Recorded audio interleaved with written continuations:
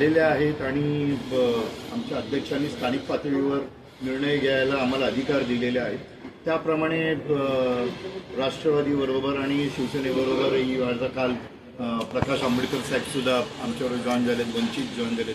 तर आम्ही जे काही लोक जे या केंद्र सरकारच्या आणि महाराष्ट्र सरकारच्या विरोधात आहेत, जे काय ज्या खोट्याला मान्य करत नाहीत, ते पक्ष सगळे आमच्या बरोबर येतील आणि आम्ही त्याप्रमाणे सर्वांनी एकत्र घेऊन या इलेक्शनला सामोरे जाऊ.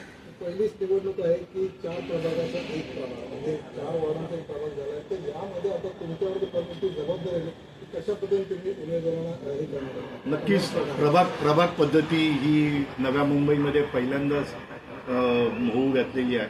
मतदारांना आम्ही अलर्ट करतो, आम्ही बॅलेट मशीन्स तयार केलेले आहेत आणि आम्ही त्यांना समजवतो की 4 प्रभाग आहे, तिकडे तुम्ही कशा प्रकारे 4 मतदान करायला पाहिजे. तुम्ही 4 बटणं दाबली तरच मतदानाची संपूर्ण प्रक्रिया पूर्ण होते, अन्यथा ती पूर्ण होत नाही. तर त्याचं अवेअरनेस जे आहे ते आमचा काँग्रेस पक्ष करतोय. वास्तविक पाहता ही अवेअरनेस क्रिएट करण्याचं काम जे आहे ते इलेक्शन आयोगाचं आहे, परंतु ते त्याच्यामध्ये कमी पडताना दिसत आहेत आणि त्यांना त्याच्यामध्ये जास्त इंटरेस्ट दिसत नाही. पण आम्ही पक्ष म्हणून लोकांमध्ये अवेअरनेस क्रिएट करतोय, त्यांना प्रबोधन करतो की तुम्ही कशा प्रकारे आतमध्ये जाऊन काँग्रेस पक्षाच्या चिन्हासमोर बटनावरती दाबून तुम्ही पक्षाला कसं मतदान करता येईल याचं आम्ही अवेअरनेस घेतो.